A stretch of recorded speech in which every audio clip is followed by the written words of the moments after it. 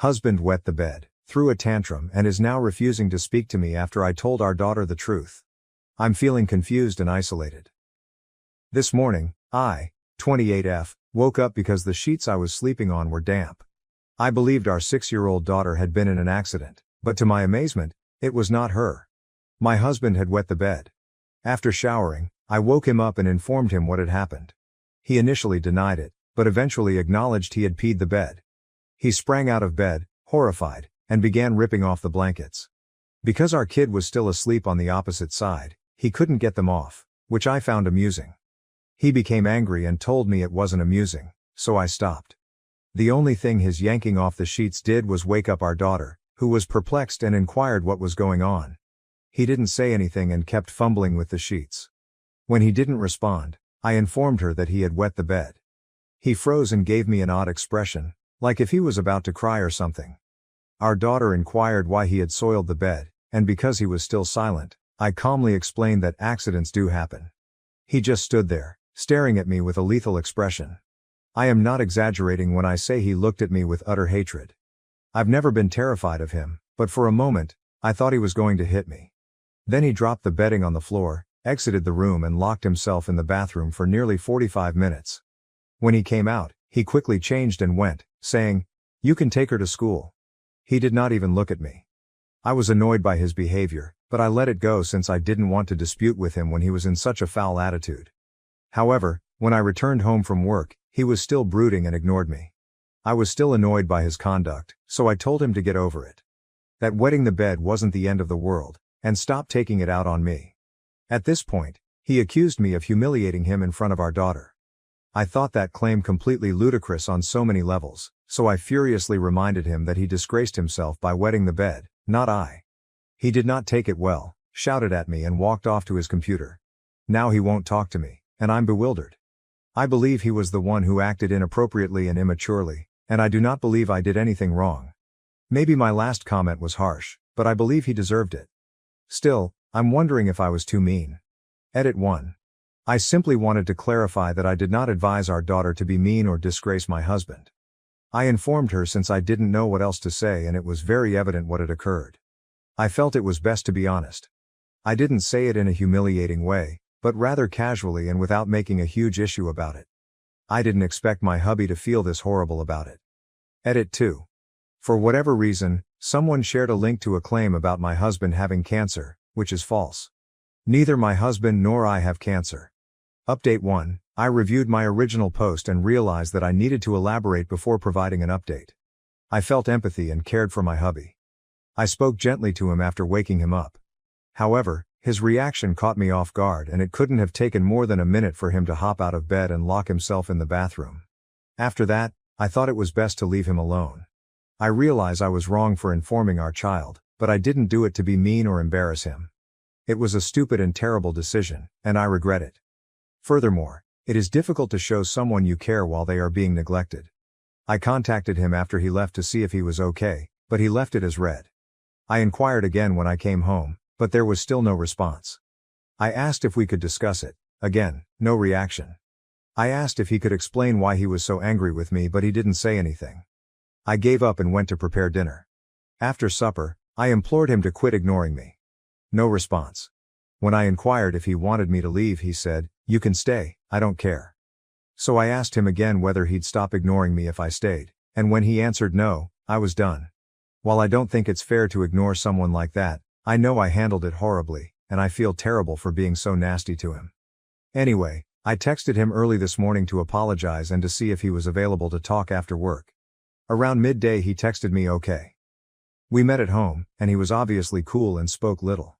I apologized for everything, for laughing, for informing our child, for asking him to get over it, and for the most shameful part, telling him he disgraced himself. He remained silent the entire time, and after I finished, he just questioned why I had told our child. I explained and then we sat in silence for what seemed like eternity. Then unexpectedly, he said, "I scared you, right?" I told him that short and he did. He claimed he could feel it. I inquired what caused him to react so aggressively, but he didn't know. He simply said he panicked when he realized he had soiled the bed and it grew worse when I told our child. He stated he was furious with me for it. I apologize again for making him feel this way, and he apologized for scaring me. I'm not going to go over everything we said after that. It was a long conversation. To summarize, neither of us is pleased with how we behaved, and we both apologized for it. He wasn't as outraged as I had assumed about my laughter, but we agreed I shouldn't have informed our child. However, he is no longer upset about it and does not consider it to be a significant concern anymore. We both agreed that he shouldn't have neglected me in that manner, and I handled it horribly and harshly.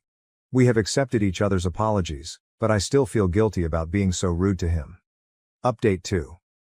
To begin with, because there were questions regarding why my husband peed the bed while sober, I attempted to persuade him to see a doctor after so many of you suggested it. But he flatly refused, stating it was meaningless because they would do nothing regardless. He's wet the bed once before, and both times he was weary and stressed out. So that could have been the cause. I'm not sure. This is becoming long, so if you simply want to read about my spouse divorcing me, you can stop right now. My second post was composed shortly after I had apologized. Based on the initial replies to my first post, I assumed that I must be a bad person and felt sorry for him. But to be honest, I never thought my original actions were particularly awful, and I still don't. That is not to say that I did not deserve some of the hate I received. I certainly did, but some of it was simply filthy, and some of the things I was reviled for never occurred, save in the minds of commenters. I felt terrible since the effect of my actions was so dreadful, despite the fact that I had no intention of hurting him. So the apology was genuine, and by the time of the second post, I was relieved we were on speaking terms and hoped we could put this behind us. It turned out that I couldn't. Shortly after, I realized I was still concerned by his actions. I also began to receive more remarks from people who noticed problems with his behavior, which I appreciate because it confirmed to me that it was most likely serious. What I purposefully left out of my first post in order to get unbiased feedback was the fact that my hubby can be unstable at times. He can be immature and sensitive, struggles to regulate his emotions, particularly rage, and is sometimes difficult to understand. It's probably due to mental health concerns, which isn't fair to him, and I feel terrible about it. But sometimes I just find him annoying and exhausting. I guess I was called out for it in my first post. He'd been in contact with a mental health team for years, but if they hadn't prescribed his prescriptions, he would have stopped seeing them long ago. Anyway, I was getting weary of constantly catering to his mood swings and failing to confront his concerns. So his exaggerated and, in my mind, threatening reaction to our child peeing the bed and me notifying him felt like too much, even though I knew he was hurt. As I mentioned, I had never been intimidated by him before, so it bothered me, even though he did nothing. I tried to talk to him about what happened again, particularly why he became so angry that I felt intimidated. I even questioned him whether it had anything to do with him peeing the bed as a child, based on some suggestions in the comments about him being shamed for it. He simply stated that it did not, and it was evident that he did not want to discuss any of it, so I did not press. He's tough to talk to about feelings or relationship concerns, which may be really irritating for me. To be honest, I had some reservations about staying in this marriage, but they were not severe at the moment. Then around a week before Christmas, he made an unexpected suicide attempt, which was unfortunately not his first. I didn't see it coming and I still feel terrible about it, probably always will. His recall of the preceding hours is hazy, but he insists that he did not mean to harm himself when he left our house that night. But I should have known. It was bad, and we didn't know if he'd make it or in what condition. Fortunately, he lived, but with no long-term consequences. The aftermath was terrible, and when he returned home, he was really ill, lethargic for weeks. The quick answer to why he did it is that he obviously had an excessive amount of anxiety that he wanted to escape, along with his occasional complete lack of impulse control. He made it obvious that it had nothing to do with anything I had done. I had no idea how horrible he was feeling because he did not inform me or anyone else. It's very difficult to help him when he won't tell us how he feels. It terrified me, and it scared him as well, to the point where he knew he needed more support. He's taken it more seriously than he ever has before. When he was offered therapy, he accepted. Now that the wait time is ludicrous, he will begin in October. In the interim, he has been visiting a nurse and a psychiatrist. By April, he was back to normal and he returned to work in early May. Then we discovered I was pregnant. It was unintentional and the result of a birth control error on our part. Despite all of the obvious reasons why we should have terminated the pregnancy, we chose to continue with it. We didn't take this decision lightly, but it was what we wanted. I should mention that he was a complete mess throughout my first pregnancy, and the second, we have a 6-year-old and a 4-year-old, was equally difficult for him. But for some reason that escapes me now, we expected things to be different this time around. And it was for a time. At 12 weeks, we discovered that there were actually 2 babies. I know it's bad, but I'd be lying if I said we were delighted about it at first. However, by that time, we had already decided to have a baby, so we both agreed to proceed with it. After digesting the news, we became quite enthused about it. I'm 23 weeks pregnant and things had been going well until yesterday. When he arrived home from work, he was unhappy. I assumed he had a hard day at work, but when I questioned about it, he responded with an angry diatribe about how dumb we were for having the babies and how we should have terminated them. I was stunned, and when I asked why he was saying that and pointed out that it wasn't a good thing to say, he just said, "Well, you asked, and it's what I feel." I didn't want to talk to him while he was like that, so I told him we'd talk later, when the kids were asleep. When they were done, I asked him what it was all about and where it came from. He said he didn't know, like he does when he doesn't want to discuss something. I tried to push a little but went nowhere. I was frustrated and told him it wasn't fair to say such things and then refused to discuss them. He remained silent for a long time before saying, "Expletive this," and locking himself in the restroom. When he came out, he appeared depressed. I inquired whether he was all right, and he indicated he needed some air.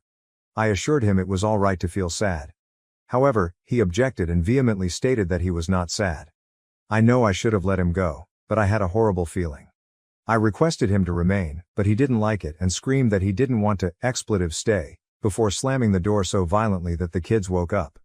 After he departed, all I could do was tend to the children, pretend everything was well and hope he returned safely. I was very worried. When the kids fell back asleep, I contacted him to see if he was okay, and then I cried. He responded almost immediately with, "I'm okay. I'll be home at 5, sorry. I love you." Which relieved some of my anxiety, but I remained unhappy and angry. He returned shortly afterwards, definitely high but calmer. He is not addicted but he does use it occasionally. When he noticed I was crying, he apologized.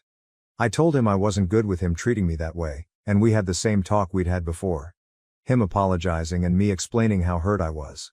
At that point, I realized I wasn't even angry anymore, though I probably should have been. I simply asked him not to run away like that again.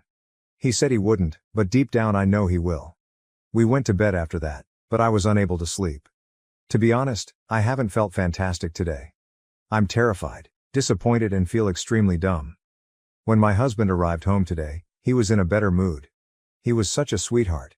He even spoke to me. He apologized for yesterday and expressed disappointment in himself for his actions. He stated he's been working so hard to act like a normal person, his words, and is weary of failing all the time. I know he's trying and doesn't always fail, so I advised him not to be too hard on himself. I asked how he was feeling, and he replied that he wasn't feeling well, but he couldn't clarify.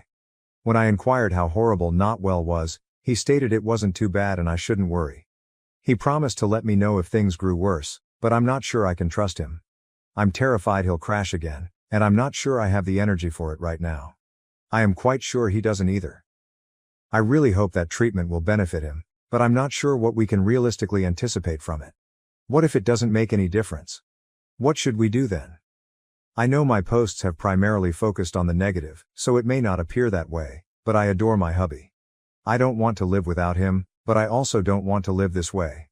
I'm not sure, maybe I'm just excessively sensitive right now, being pregnant and all. Now to the next story, story 2. Boss reprimanded me for not answering an email in 4 minutes. Now I'm wondering if I should quit due to her unreasonable demands. I've been at my new job for just over a month and have very grave doubts about whether it's going to work out. I'm finding it impossible to make my supervisor, Martha, happy. Her criticism is frequent, harsh and in my opinion, often very unreasonable. The incident that has me writing to you happened today, when she reprimanded me in writing for failing to answer an email in 4 minutes. To set the scene. Earlier this week, Martha and my other boss, I support 2 teams but it's an uneven split. Unfortunately my primary boss is the awful one, had a meeting with me in which Martha told me all the things I was doing wrong and what needed to change. I'm trying to understand where she's coming from, but I'm just not used to a work situation like this. She proudly describes herself as a micromanager. She doesn't appear to know the word has a negative connotation. and is looking for constant immediate responsiveness, over communication, her words, and accountability. I understand she's the boss and it's her call, but it's a hard adjustment. I'm not used to being watched so closely. Every job I've had, the boss has been concerned with results, not with knowing exactly where I am every minute, hearing back from me instantly, etc. All week, I've worked so hard to keep her happy and show her that I took the conversation to heart.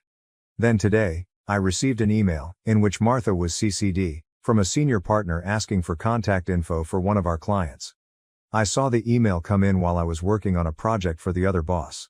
I made the apparently grave error of not stopping instantly, but instead finished up the line in the Excel sheet I was working on, then opened the email and began gathering the requested info. Before I had finished, Martha replied to both of us, sending the partner the requested information, the wrong information for the record, but I'll get to that later. I saw her email, which arrived in my inbox a whopping 4 minutes after the email from the partner, stopped working on my response since it was no longer necessary, and went back to the project I'd been working on. Then I get an email from Martha. Jane, this would have been a great opportunity to build a relationship with the partner. Why didn't you dive in and assist? 4 minutes, Allison. 4 minutes.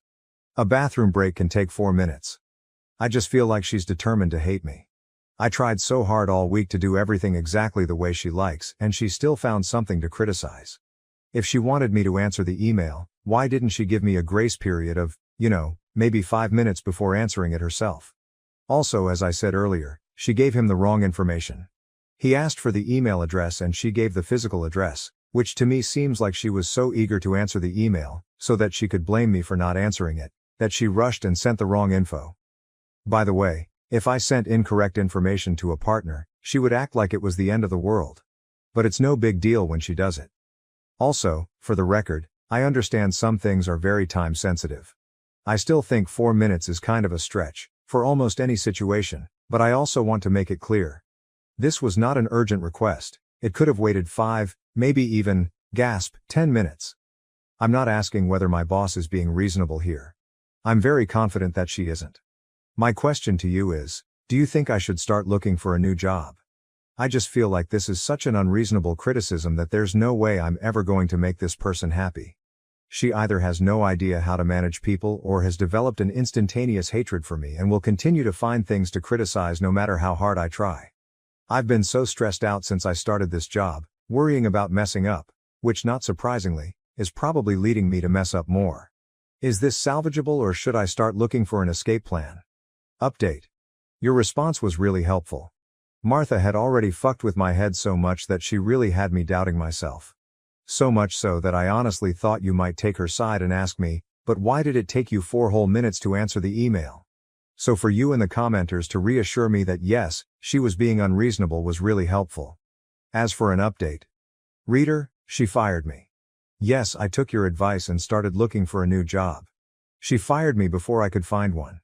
The 4-minute email happened about a month after I started and I got fired just under the 3-month mark. The reason given was that I was making too many mistakes and that they couldn't trust me with my assignments. I'm curious how it's going with my replacement, if things like accidentally saving a draft to the wrong folder, in your first month at a new job, qualify as fireable offenses. I mess up sometimes, more than I normally do. But I think it's because of how Martha treated me. She was so volatile that I didn't feel comfortable asking questions, and she also would just disappear fairly often. She can disappear for 3 hours. I'm in trouble for missing a phone call because I was using the restroom. So a lot of times I had to make my best guess, and yes, amazingly, my best guess was always wrong. She was always coming after me with artificially compressed deadlines, so I usually had to send her work without having the amount of time I'd prefer to proofread, double-check, etc. Sometimes I thought she was moving the goalposts. Often she would say, "I told you to do X not Y," and I'd think, though I'd never say it out loud lest I face her wrath. "I don't think you did actually." And sometimes it was 100% clear that she was just inventing reasons to berate me. See, for example, 4-minute email. When I got the email that I wrote to you about, I knew deep down that she was just never going to let up. Clearly, she would find something to criticize whether I did something wrong or not, and in the end probably fire me, or bully me until I quit. That played out many times in the weeks before my firing. If I made a minor mistake, she lost her mind. If I didn't make a mistake, she would invent one. For example, she would email me to say things like, "The meeting has been over for 30 minutes. By this point you should have emailed me to ask what our next steps are." Maybe, but see above hesitancy to initiate contact with a volatile boss who finds fault with everything I say or do. I absolutely couldn't win, and it was just a horrible, stressful, demoralizing experience. The good news is that I did find another job that I'm much happier with, though the first few weeks were very tough as I tried to put the experience with Martha behind me. I was afraid to ask questions, thought I was about to be fired every time I made a mistake, etc. But as time went by and it became clear to me that I was now working with reasonable people, it got much better.